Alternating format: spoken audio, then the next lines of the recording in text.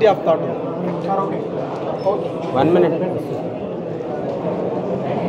గత 6 దశాబ్దాలుగా 2014వ సంవత్సరం వరకు జరిగిన జలదోపిడీ ఒక ఎత్తు అయితే 6 దశాబ్దాలుగా తెలంగాణకు జరిగిన అన్యాయం అటు గోదావరి నీళ్ళల్లో కానీ ఇటు కృష్ణా జలాల్లో కానీ ఒక ఎత్తు అయితే నిన్న ముఖ్యమంత్రి రేవంత్ రెడ్డి గారు పూర్తి స్థాయిలో ఒక కోవట్టుగా మారి చంద్రబాబు గారి కోవట్టుగా మారి తెలంగాణ ప్రయోజనాలను ఢిల్లీ వేదికగా తాకట్టు పెట్టిన పద్ధతి ఏదైతే ఉందో తర్వాత కూడా ఇవాళ తిరిగి మళ్ళీ ఒకసారి తెలంగాణకు న్యాయంగా హక్కుగా రావాల్సిన గోదావరి నీళ్లు ఇవాళ చంద్రబాబు గారికి అర్పణం చేసిన పద్ధతి చూసిన ప్రతి తెలంగాణ బిడ్డ హృదయం మండుతూ ఉన్నది. ఇవాళ హృదయపూర్వకంగా తెలంగాణ వచ్చిన తర్వాత కూడా జరుగుతున్న ఈ అన్యాయం పట్ల ప్రతి తెలంగాణ బిడ్డ హృదయం ఆక్రోషిస్తున్నది. వాస్తవం ఏంటి అంటే సరిగ్గా 48 గంటల కిందట రేవంత్ రెడ్డి గారు స్పష్టంగా చెప్పినారు, చర్చించేది బనకచెర్ల గురించి అయితే నేను పోను అని మీడియా లీకులు ఇచ్చింది రేవంత్ రెడ్డి గారు. మరి 24 గంటల్లో ఏం మారింది, ఎవరి ఒత్తిడి వచ్చింది, ఏ కారణం చేత ముఖ్యమంత్రి గారు మరే కార్యక్రమం లేకుండా కేవలం చంద్రబాబు నాయుడు గారిని కలిసేదానికి ఢిల్లీ దాకా పోయినారు. పోయి ఎవరి అబ్బ సొత్తు అన్నట్టు, నీ తాత సొత్తు అన్నట్టు మరి గోదావరి జలాలను చంద్రబాబు నాయుడు గారు ఏది చెప్తే దానికి తల ఊపి పచ్చజెండా ఊపి ఇవాళ అన్యాయం చేస్తున్నావు, సమాధానం చెప్పాలని చెప్పి బీఆర్ఎస్ తరఫున మేము ప్రశ్నిస్తూ ఉన్నాం. ఇవాళ చంద్రబాబు నాయుడు గారు ఏ మాట మాట్లాడితే ఆ మాట చంద్రబాబు చెబితే గతంలో ఆంధ్రప్రదేశ్ రాష్ట్రంలో సాగునీటి రంగానికి సెక్రటరీగా పనిచేసిన ఆనాడు మనకు వ్యతిరేకంగా ఉత్తరాలు రాసిన ఆదిత్యనాథ్ దాస్ అనే ఐఏఎస్ అధికారిని ఇక్కడ సాగునీటి రంగ సలహాదారుగా పెట్టుకున్నావు. ఇలా ఆ ఆదిత్యనాథ్ దాస్ను ఆయన చెప్పు చేతల్లో నడిచే కమిటీ తెలంగాణకు న్యాయం చేయమని రిపోర్ట్ ఇస్తుందా? ఏ ఆదిత్యనాథ్ దాస్ అయితే ఆనాడు తెలంగాణ ప్రాజెక్టులకు వ్యతిరేకంగా ఉత్తరాలు రాసిండో ఆంధ్ర ప్రభుత్వం నుంచి, ఇవాళ ఆయనను తెలంగాణ సాగునీటి రంగ సలహాదారుగా పెట్టుకోవడం అంటేనే ఎంత తెలివి ఉందో నీకు దాన్ని బట్టి అర్థమవుతున్నది. అట్లే ఇలా వాస్తవం ఏంది, గోదావరి నదీ జలాలు ఏవైతే వృధాగా సముద్రంలో పోతున్నాయో వాటిని మాత్రమే వాడుకుంటున్నామని ఏదైతే ఆంధ్రప్రదేశ్ ప్రభుత్వం చెప్తుందో అంతకు మించిన ద్రోహపూరితమైన మాట ఇంకోటి లేనే లేదు. ఒకనాడు మరి అదే మాటతో అదే ఆర్గ్యుమెంట్తో ఆనాడు కాళేశ్వరం కట్టుకుంటుంటే, అదే ఆర్గ్యుమెంట్తో సీతారామ కట్టుకుంటుంటే ప్రతి ప్రాజెక్టుకు ఆటంకం కల్పించింది చంద్రబాబు నాయుడు గారి ప్రభుత్వం కాదా? కాళేశ్వరానికి అనుమతి ఇవ్వద్దని, సీతారామకు అనుమతి ఇవ్వద్దని అన్నిటి మీద ఉత్తరాలు రాసింది చంద్రబాబు నాయుడు గారు కాదా? ఆ రోజు మనం చెప్పింది అదే కదా. ఈరోజు బనకచెర్ల పేరిట గోదావరి నీళ్లు పూర్తి స్థాయిలో తెలంగాణ బీడు భూములకు మల్లకముందే, గోదావరి నీళ్లు హైదరాబాద్ భవిష్యత్తులో ఒక మహానగరంగా ఎదుగుతున్న హైదరాబాద్, విశ్వనగరంగా ఎదుగుతున్న హైదరాబాద్ మంచినీటి అవసరాలు తీర్చకముందే, ఇక్కడి పారిశ్రామిక అవసరాలు తీర్చకముందే న్యాయపరమైన కేటాయింపులు లేకుండా ఏ అవార్డు లేకుండా ఇవాళ ఇష్టానుసారంగా తీసుకొని పోతామంటే దానికి తల ఊపడానికి డూడు బసవన్నలాగా నీకు సిగ్గులేకపోవచ్చు రేవంత్ రెడ్డి. కానీ తెలంగాణలో ఇంకా చైతన్యం ఉంది, తెలంగాణలో హక్కులు కాపాడడానికి కేసీఆర్ ఉన్నాడు, బీఆర్ఎస్ ఉన్నదని మర్చిపోకు. ఎవడిని అడిగి సంతకం పెడతా అంటున్నావు, ఎవరిని అడిగి కమిటీ వేసినావు, ఆ కమిటీ చెప్పింది ఫైనల్ అని ఎట్లా అంటావు? అసెంబ్లీ ఆమోదం ఉన్నదా, తెలంగాణ ప్రజల ఆమోదం ఉన్నదా, తెలంగాణ క్యాబినెట్ ఆమోదం ఉన్నదా, కనీసం తెలంగాణలో అఖిలపక్ష సమావేశం పెట్టినవా? ఇట్లా ఇష్టానుసారంగా నిర్ణయం తీసుకుంటాం అనుకుంటే అడ్రస్ లేకుండా పోతావు. మొన్న కాంగ్రెస్ ఎమ్మెల్యేనే చెప్పిండు, చంద్రబాబు కోవట్ల పాలన నడుస్తున్న తెలంగాణలో అని. అది ముమ్మాటికి నిజమని తేలిపోయింది. అందుకే కాళోజీ నారాయణరావు గారు చెప్పినట్టు, ప్రాంతేతరుడు ద్రోహం చేస్తే పొలిమేర దాకా తరిమి కొడతాం, ప్రాంతం వాడే ద్రోహం చేస్తే ఉప్పు పాతర వేస్తామని చెప్పిండు. రేపు నీకు నీ పార్టీకి తెలంగాణ ప్రజలు ఉప్పు పాతర వేసే రోజులు దగ్గరలో ఉన్నాయి. వెంటనే నీ నిర్ణయాన్ని సవరించుకో.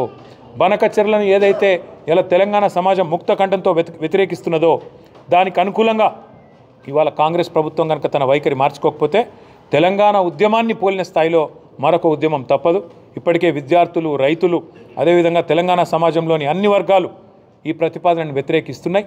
గతంలో ఏదైతే తెలంగాణ ప్రభుత్వం కేసీఆర్ గారి నాయకత్వంలో చేపట్టిన ప్రాజెక్టులు ఉన్నాయో వాటికి అడుగడుగున అడ్డుపుల్లలు వేసిన కాంగ్రెస్ వాళ్ళు, టీడీపీ వాళ్ళు ఇలా మళ్ళొక్కసారి తెలంగాణ ప్రయోజనాలకు విఘాతం కల్పిస్తామంటే చూస్తా ఊరుకోవడానికి బీఆర్ఎస్ సిద్ధంగా లేదు. ముమ్మాటికి ఈ విషయంలో బీజేపీ ప్రభుత్వం కూడా తన వైఖరి చెప్పాలి, కేంద్రం నోరు విప్పాలి. ఎవరో ఎల్లయ్య పుల్లయ్య మాట్లాడు కాదు, కేంద్ర జలవనరుల శాఖ మంత్రి మాట్లాడాలి, కేంద్రంలోని ప్రధానమంత్రి గారు మాట్లాడాలి, మీ వైఖరి ఏందో చెప్పాలి. తెలంగాణకు అడుగడుగున అన్యాయం చేస్తూ గత 11 ఏళ్లుగా ఎన్నో విషయాల్లో అవరోధాలు కల్పించిన మరి కేంద్ర ప్రభుత్వం ఇవాళ పూర్తి స్థాయిలో చంద్రబాబు నాయుడు గారి మద్దతు మీద ఆధారపడి నడుస్తున్నది. కాబట్టి ఇవాళ ఆయన ఆడిచ్చినట్టు ఆడుతున్నారా, సమాధానం చెప్పాలని చెప్పి కూడా మేము బీజేపీ పార్టీని కూడా డిమాండ్ చేస్తున్నాం, కేంద్ర ప్రభుత్వానికి కూడా డిమాండ్ చేస్తున్నాం. రేవంత్ రెడ్డి గారు తన ఆలోచన సవరించుకోవాలి. నువ్వు వేసే కమిటీ నెల రోజుల రిపోర్ట్ ఇస్తుంది, ఇవ్వగానే మేము ఆ కమిటీ ఏం చెప్తే అది చేస్తాం, మాకు తెలియదా? ఆ కమిటీ వేయించిందే చంద్రబాబు, నిన్న మీటింగ్ పెట్టించిందే చంద్రబాబు. ఆ కమిటీ అధికారులు ఎవరో కూడా డిసైడ్ చేసేది చంద్రబాబు. పలికే చిలక మనది కానీ పలుకు పరాయిది అన్నట్టు చిలక రేవంత్ రెడ్డి కానీ పలుకు మాత్రం చంద్రబాబు పలుకు అయిపోయింది ఇవాళ.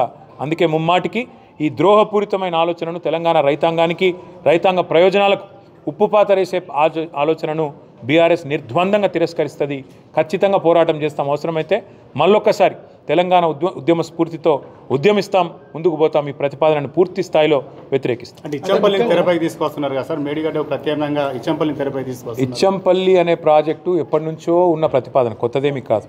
అప్పర్ కృష్ణ కానీ ఇచ్చంపల్లి కానీ ఇవన్నీ కూడా ఎప్పటి నుంచో ఉన్నవి. కానీ అంతర్రాష్ట్ర వివాదాల పేరుతో ఉమ్మడి ఆంధ్రప్రదేశ్లో ఏ ప్రాజెక్టును ముంగట పోనీయాలి. అందుకే కేసీఆర్ గారు ముఖ్యమంత్రి అయిన తర్వాత లివ్ అండ్ లెట్ లివ్ అంటే నువ్వు జీవించు, నన్ను కూడా బతకనివ్వు అన్నట్టు, బతకని అన్నట్టు మహారాష్ట్రకు పోయి ఒప్పందం కుదుర్చుకొని ఆ రాష్ట్రాల ముఖ్యమంత్రులతో ఒక సుహృద్భావమైన వాతావరణంలో కాళేశ్వరం కట్టుకున్నాం. కాళేశ్వరం కట్టుకున్నాం కాబట్టే ఎక్కడో 12వ స్థానంలో వరిధాన్యం ఉత్పత్తిలో భారతదేశంలో ఉన్న తెలంగాణ ఇవాళ నెంబర్ 1 స్థాయికి చేరుకున్నది. అయితే గోదావరి జలాల విషయంలో ఇంకా తెలంగాణకు సంపూర్ణంగా న్యాయం జరగాల్సిన అవసరం ఉన్నది. ఇంకా 3వ టీఎంసీ లిఫ్ట్ చేయాలన్న ప్రతిపాదన అట్లే ఉన్నది. అట్లాగే ఇంకా బీడు భూములు, ఇంకా హైదరాబాద్ డ్రింకింగ్ వాటర్ నీడ్స్ కానీ ఇక్కడ ఇండస్ట్రియల్ నీడ్స్ కానీ పూర్తి కాకుండానే గోదావరి నీళ్ళని మేము తీసుకుపోతామంటే నిర్ద్వందంగా దీన్ని వ్యతిరేకిస్తాం. ఇంకొక మాట కూడా జరుగుతున్న ప్రయత్నం ఏంటంటే ఏ అనుమతులు లేకుండానే ఇవాళ బనకచెర్లను ప్రారంభించాలనే ప్రయత్నం జరుగుతూ ఉన్నది. మరి బనకచెర్ల ప్రారంభించి అక్కడ కొంత ఖర్చు అయిన తర్వాత గతంలో ఇదే మాదిరిగా కృష్ణలో, గతంలో ఇదే మాదిరిగా గోదావరిలో కూడా ఆర్గ్యుమెంట్ ఏం చేసిండ్రు, అనుమతులు లేకపోయినా పైసలు ఖర్చు పెట్టినాం, ప్రజా ధనమంతా ఖర్చు పెట్టినాం, ఇప్పుడు అంతా వృధా పోతుంది కాబట్టి మీరు అనుమతి ఇవ్వాలి అని మెడ మీద కత్తి పెట్టినట్టు వ్యవహారం నడిపించే ప్రయత్నం ఇవాళ చంద్రబాబు గారు చేస్తున్నారు. మేము ఆంధ్రాకు నీళ్ళు ఇవ్వడానికి వ్యతిరేకం కాదు, కానీ మా హక్కులు పూర్తయిన తర్వాత, మా హక్కుగా మాకు రావాల్సిన వాటా తేలిన తర్వాత, ఎందుకంటే రాష్ట్ర విభజన జరిగిన తర్వాత ఈ రోజు వరకు ఎంత పోరాడినా కూడా కృష్ణా జలాల విషయంలో కూడా మొన్న కేసీఆర్ గారి పోరాటంతో చివరికి మరి కేంద్ర ప్రభుత్వం మొన్ననే మరి రెఫర్ చేసింది కృష్ణాలో ఎవరి వాటా ఎంత తేలాలని. గోదావరిలో కూడా మా ఆర్గ్యుమెంట్ ఒకటే, సర్ప్లస్ వాటర్స్లో తెలంగాణ వాటా స్పష్టంగా తేల్చి ప్రకటించి ఆ తర్వాతనే ఈ ప్రాజెక్టుకు శ్రీకారం చుట్టాలి తప్ప ఒక బేసిన్ నుంచి ఇంకో బేసిన్ తీసుకుపోతాం, గోదావరి నుంచి కృష్ణ నుంచి పెన్నా బేసిన్కి నీళ్లు తీసుకుపోతామంటే తెలంగాణ ప్రేక్షక పాత్ర వహించాలంటే దానికి బీఆర్ఎస్ ఎట్టి పరిస్థితుల్లో సమర్థించదు. తెలంగాణ రైతాంగ ప్రయోజనాల విషయంలో ఎవరు ఎట్లాంటి రాజీ పడ్డా, మీకు ఎన్ని కాంప్రమైజులు, ఎన్ని ఆబ్లిగేషన్లు మీకున్నా, మీకు ఎన్ని కుమ్మక్కు రాజకీయాలు చేయాల్సిన కర్మ మీకున్నా, ఆ కర్మ బీఆర్ఎస్కు లేదు, తెలంగాణ రైతులకు లేదు. సీఎం ఒక మాట చెప్తున్నాడు, బేసిన్లు లేవు, బేసిజాలు లేవు అని చెప్పి కేసీఆర్ గారే చెప్పిండ్రు. కరెక్ట్. సీఎంకు ఏ బేసిన్లో ఏ ప్రాజెక్ట్ ఉందో తెలియదు. ముందు ఆయన ట్యూషన్లు చెప్పించుకొని ఏ బేసిన్లో ఏ ప్రాజెక్ట్ ఉందో తెలుసుకుంటే, బేసిన్లు బెండకాయలు ఆయన గంత సీన్ లేదు.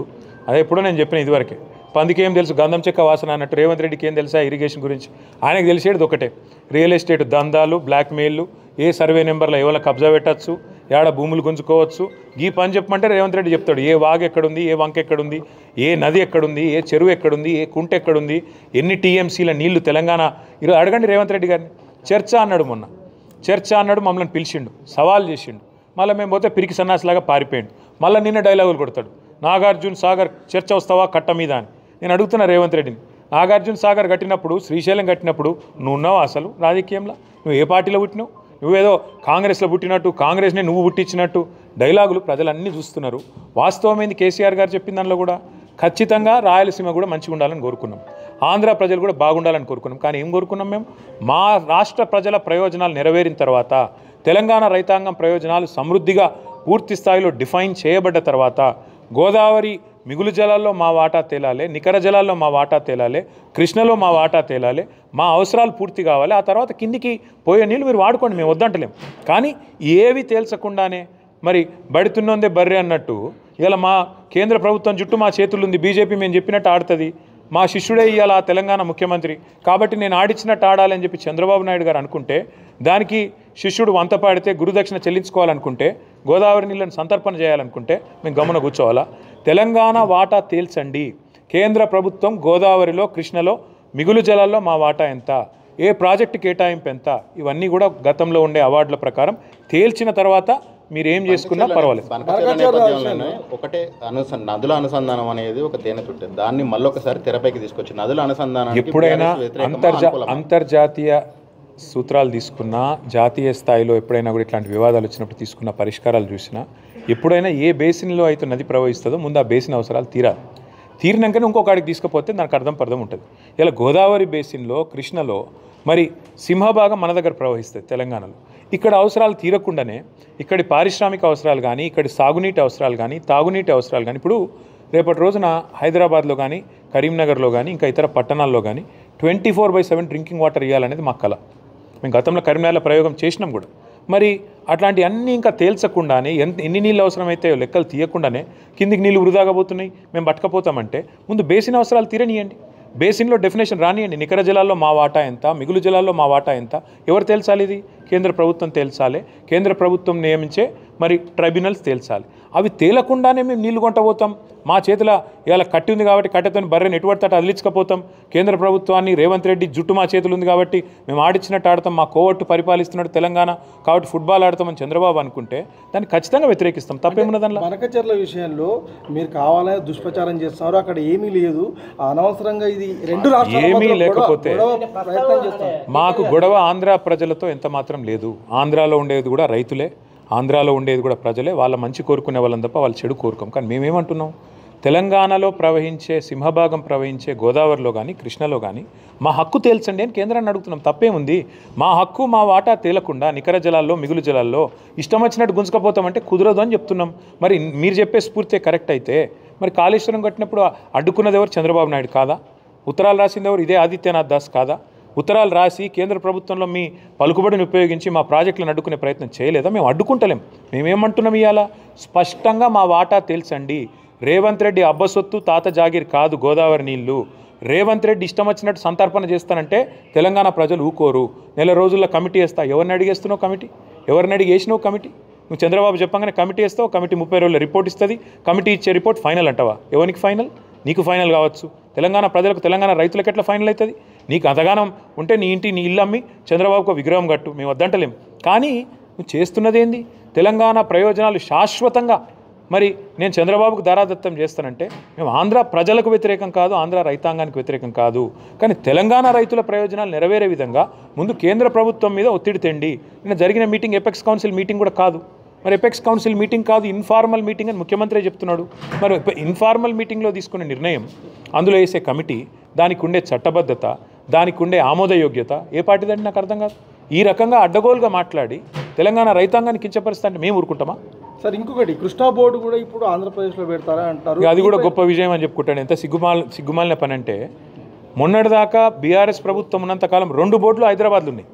Godavari river management board, KRMB 2 ఇక్కడనే ఉండే ఆఫీసులు. ఇవాళ కేఆర్ఎంబిని ఆంధ్రాకి తరలించి, అది కూడా గొప్ప విజయం అని చెప్పుకుంటాడు ముఖ్యమంత్రి. దీన్ని నవ్విపోదురుగాక నాకేమి సిగ్గన్నట్టు ఉన్న ఆఫీస్ ఎత్తగొట్టి, ఉన్న ఆఫీస్ ఉడగొట్టి, సిగ్గు లేకుండా ఇంకా నేనేదో గొప్ప విజయం సాధించిన అని చెప్పి మాట్లాడితే ప్రజలకు అర్థం కాదనుకుంటున్నాడు రేవంత్ రెడ్డి. నేను అడుగుతా ఉన్నా. చివరిగా నేను అనేది, ఈ విషయంలో అందరికంటే ఎక్కువ బాధ్యత ఉన్నది కేంద్ర ప్రభుత్వానికి. వాళ్ళు స్పందించాలి. ఇట్లా ఇష్టం వచ్చినట్టు చంద్రబాబు ఆడిచ్చినట్టు ఆడతామని కేంద్రము, రేవంత్ రెడ్డి తల ఊపితే ఇక మిగతా సంగతి తెలంగాణ ప్రజలు చూసుకుంటారు. బీజేపీ సంగతి, కాంగ్రెస్ సంగతి తెలంగాణ ప్రజలు చూసుకుంటారు. 10 ఏళ్ల చేయని పని మేము చేస్తున్నాము. ఏం పని చేసిండు? కృష్ణా బోర్డును అప్పచెప్పుడా? పని చేసుడంటే కృష్ణా బోర్డును ఆంధ్రాకు తరలించుడా?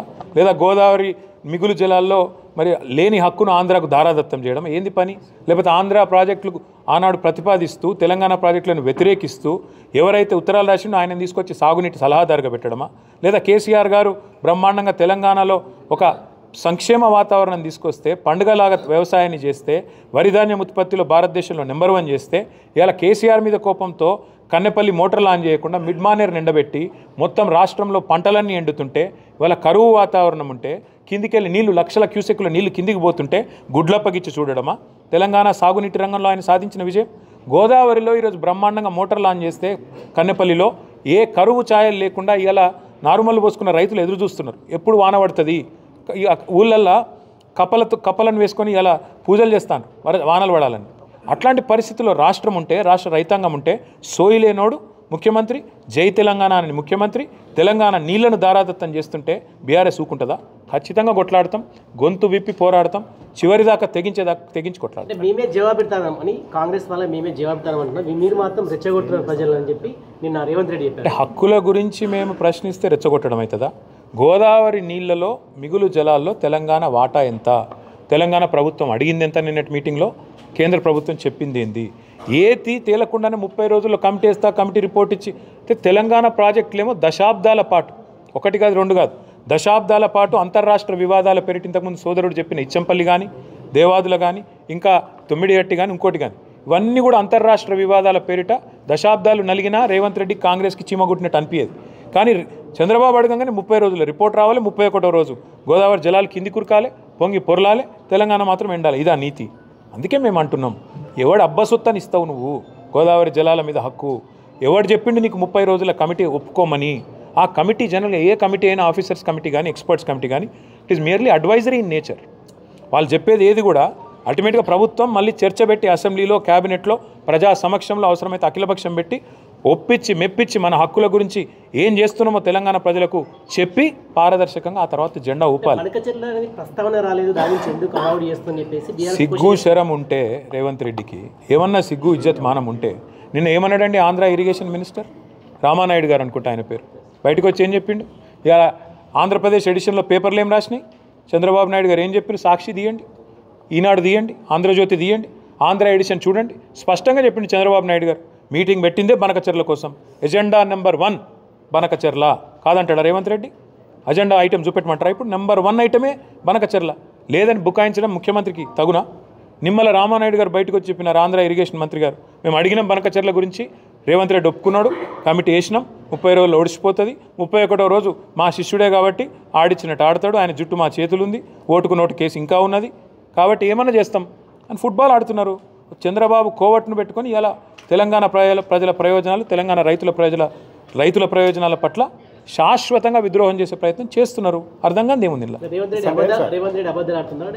నిజం చెప్తున్నారు మీరు అనుకుంటుర్రా? పొరపాటు. రేవంత్ రెడ్డికి శాపం ఉన్నది, నిజం చెప్తే తల 1000 ముక్కలు అవుతుందట. ఎన్ని నిజాలు చెప్పిండండి రేవంత్ రెడ్డి? యాద్ చేసుకోండి మీరు. రుణమాఫీ చేస్తా అన్నాడు December 9 అయిపోయిందా రుణమాఫీ? 2500 ఇస్తా అన్నాడు మహిళలకు, ఇచ్చేసిండా? 6 గ్యారెంటీలు అమలైనాయా? 4000 పెన్షన్లు అయిపోయినాయా? సోనియమ్మ పంపుతుందన్నాడు తులం బంగారం వచ్చిందా? స్కూటీలు వచ్చినాయా? ఏదొచ్చింది ఒకటి చెప్పండి నాకు. రేవంత్ రెడ్డి సాధించిన విజయాలు ఒకటి చెప్పండి సార్. స్థానిక సంస్థల ఎన్నికలకు సంబంధించి 42% రిజర్వేషన్ అది అంటే కాంగ్రెస్ పోతుంది ప్రజల్లోకి. సో కాంగ్రెస్ పార్టీ ఏం చెప్పినా, ఎన్ని రకాల విన్యాసాలు చేసినా ఒకటి వాస్తవం, వాళ్ళ చేతుల్లో ఉన్నాయేమో చేయరట. కాంగ్రెస్ ఏం చెప్పింది? బీసీలకు బీసీ డిక్లరేషన్లో సంవత్సరానికి 20,000 కోట్ల బడ్జెట్ పెడతా అన్నాడు. 5 ఏళ్లలో 1,00,000 కోట్ల బడ్జెట్ ఇస్తామన్నారు. బీసీలకు 42% వాటా ప్రభుత్వ కాంట్రాక్టులు ఇస్తామన్నాడు. చేతులునేమో చేయరట. OBC ministry పెడతామన్నారు. బీసీలకు 42% వాటా ఇచ్చిండా? పోనీ మినిస్ట్రీలో, పోనీ ఓబీసీ మినిస్ట్రీ పెట్టిండా? 1,00,000 కోట్ల బడ్జెట్ అన్నాడు, సంవత్సరానికి 20,000 కోట్లు అన్నాడు, పెట్టిండా? బీసీ సబ్ ప్లాన్ అన్నాడు, పెట్టిండా? అవెంత మోసమో ఇదంతే మోసము. నేతి బీరకాయల నెయ్యి ఎంత ఉంటుందో కాంగ్రెస్ పార్టీ బీసీ డిక్లరేషన్లో కూడా బీసీల పట్ల చిత్తశుద్ధి గంతే ఉన్నది. మైసూర్ బజ్జీలో మైసూర్ ఎంత ఉంటుందో గంతే ఉన్నది తప్ప ఇందులో ఏం లేదు. బీసీలను మళ్ళొక్కసారి ఘరానా మోసంతో, ఒక కపట మోసంతో 42% రిజర్వేషన్ల పేరిట అది చెల్లదని తెలిసి ఇలా చిల్లర ప్రయత్నం ఏదైతే రేవంత్ రెడ్డి చేస్తుండో అది ఖచ్చితంగా బీసీ సోదరులే రేపు స్థానిక సంస్థల ఎన్నికల్లో బుద్ధి చెప్తారు. ఎందుకంటున్నా ఈ మాట అంటే, గతంలో ఇదే రేవంత్ రెడ్డి గారు శాసనసభలో ఏం చెప్పినారు?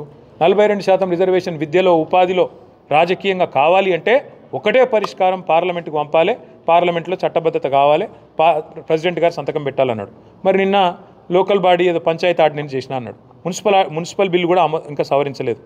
విద్యలో, ఉపాధిలో ఏం చేస్తాడో తెలియదు. 42% అంటే కేవలం జెడ్పీటీసీ, ఎంపీటీసీల కాడికేనా, లేకపోతే జిల్లా పరిషత్లు, మండల పరిషత్లు, అదేవిధంగా విద్యలో, ఉపాధిలో అన్నిట్లో ఇచ్చేది ఉందా? అంటే ఏ రకమైన మోసమో ఇది అర్థం చేసుకోవాలని బీసీ సోదరులను కోరుతా ఉన్నా. ఒకటే ఒక్క మార్గం ఈ దేశంలో 42% రిజర్వేషన్లు సాధించాలి అంటే, ఎస్సీలైనా ఎస్టీలైనా ఏ రకంగానైతే 9th షెడ్యూల్లో రాజ్యాంగంలో చేర్చి తమ హక్కును పొందుతున్నారో రాజ్యాంగబద్ధంగా అదే పద్ధతుల్లో బీసీ సోదరులు కూడా 9th షెడ్యూల్లో చేరిస్తేనే కాన్స్టిట్యూషన్లో హక్కు వస్తుంది తప్ప రేవంత్ రెడ్డి ఒక ఆయుధం బారేస్తేనో లేకపోతే ఒక ఆర్డినెన్సు బీజేపీ గవర్నర్ గారికి ఇస్తేనో ఇది అయ్యేది కాదు. 9th షెడ్యూల్లో చేరిస్తే తప్ప పరిష్కారం రాదని నేను చెప్పడం కాదు, జస్టిస్ ఈశ్వరయ్య గౌడ్ గారు లాంటి పెద్ద మనుషులు చెప్తా ఉన్నారు, చిరంజీవులు గారు లాంటి రిటైర్డ్ ఐఏఎస్ అధికారులు చెప్తా ఉన్నారు. రాజకీయం కోసం రాజకీయం చేయడం వేరు బ్రదర్. మేము కూడా గతంలో ఇదే పద్ధతుల్లో పార్లమెంటుకు ప్రెసిడెంట్ గారికి పంపాం. 37% రిజర్వేషన్ బలహీన వర్గాలకు ఇవ్వాలని మేము పంపినాం. మా ప్రభుత్వం ఉన్నప్పుడు కేసీఆర్ గారి నాయకత్వంలో ప్రెసిడెంట్ గారు సంతకం పెట్టలేదు, బీజేపీకి ఇష్టం లేదు. వాస్తవం ఏంది, చిత్తశుద్ధి లేని శివపూజలాగా ఏదో ఇవ్వాలి కాబట్టి 42% ఇచ్చినామని చెప్పుకోవడానికి చెప్తా ఉన్నారు తప్ప ఇందులో ఏ రకంగా కూడా అందులో న్యాయబద్ధత లేదు, చట్టబద్ధత లేదు, హేతుబద్ధత లేదు. ఇది బీసీ సోదరులకు అర్థమైంది. ఎవరికి అర్థమైనా కాకపోయినా ఇది మాత్రం వాస్తవం అని నేను చెప్తాను. Thank you. Mutual understanding